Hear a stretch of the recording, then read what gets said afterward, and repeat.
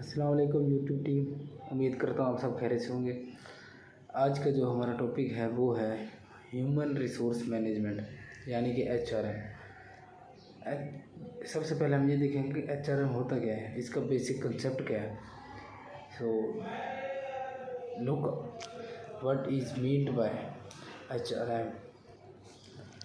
So basically HRM जो है human resource manager, एक ऐसा प्रोसेस, एक ऐसा मैनेजर होता है जो कि ऑर्गेनाइजेशन रिस्पॉन्सिबल होता है उसके गोल्स अचीव करने के लिए, उसका टास्क कंप्लीट करने के लिए। जो भी मतलब उसे जो ऑर्गेनाइजेशन है वो उसे टास्क या गोल्स प्रोवाइड करते हैं कि ये आपने अचीव करना है, तो वो उसे अचीव करने के लिए जो और स्ट्रेटजी अप्लाई करते हैं, जो उसका तरीक़ेकार होता है, उसको ह्यूमन रिसोर्स मैनेजमेंट कहते हैं।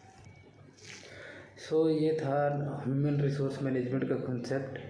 अब हम देखेंगे कि ह्यूमन रिसोर्स मैनेजर होता कौन है, उसका क्या किरदार होता है, उसकी क्या वैल्यू होती है ऑर्गेनाइजेशन में।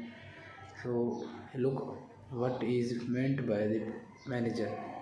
A manager is the person who is responsible for the accomplishment of the particular goals and tasks of the organization,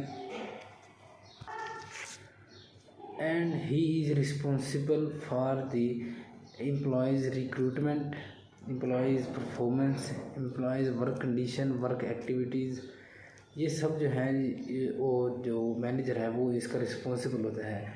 मतलब उसने कौन सा बंदा रखना है, कौन सा बंदा नहीं रखना, ये सब जो काम है ये ह्यूमन रिसोर्स मैनेजर के अंडर का आते हैं। ये था बेसिकली ह्यूमन रिसोर्स मैनेजमेंट और ह्यूमन रिसोर्स मैनेजर का कॉन्सेप्ट। अब हम देखेंगे कि ह्यूमन रिसोर्स मैनेजमेंट का प्रोसेस है वो क्या होता है। ह्यूमन रिसोर्स मैनेजमेंट का जो प्रोसेस है वो बेसिकली 5 स्टेप्स पर जो है वो मुनहसर होता है। इसमें सबसे पहले आ जाता है planning, staffing, organizing, leading and controlling. इसको जो HRM की ज़बान में, मतलब ह्यूमन रिसोर्स मैनेजमेंट की ज़बान में इसे पोल्का के नाम से भी पुकारा जाता है। मतलब planning, organizing, leading, controlling and administration. तो ये था ह्यूमन रिसोर्स मैनेजमेंट का प्रोसेस का कॉन्सेप्ट कि ह्यूमन रिसोर्स मैनेजमेंट जो है वो होते किस तरीके से है। अब हम देखेंगे कि ह्यूमन रिसोर्स मैनेजमेंट जो है वो ज़रूरी क्यों होती है और एक ऑर्गेनाइजेशन में, इसकी क्या इम्पोर्टेंस है, इसके एडवांटेजेस क्या हैं, इसके डिसएडवांटेजेस क्या हैं, और ये इस क्यों की जाती है ऑर्गेनाइजेशन में, इसकी क्या वैल्यू है, इसकी क्या ज़रूरत पड़ती है एक ऑर्गेनाइजेशन को कि वो एक HR मैनेजर जो है वो उसको हायर करे। तो सबसे पहले जो आ जाता है हमारे पास वो आ जाता है कि hire the right person for the right job. मतलब ये कि हमने जो ह्यूमन रिसोर्स मैनेजर है वो इसकी रिस्पॉन्सिबिलिटी होती है कि वो एक ऐसा बंदा जो है वो हायर करे जो उस जॉब के रेलिवेंट हो, मतलब जो उस जॉब को परफॉर्म कर सके। इसके बाद आ जाता है हमारे पास एक्सपीरियंस्ड हाई टर्नओवर।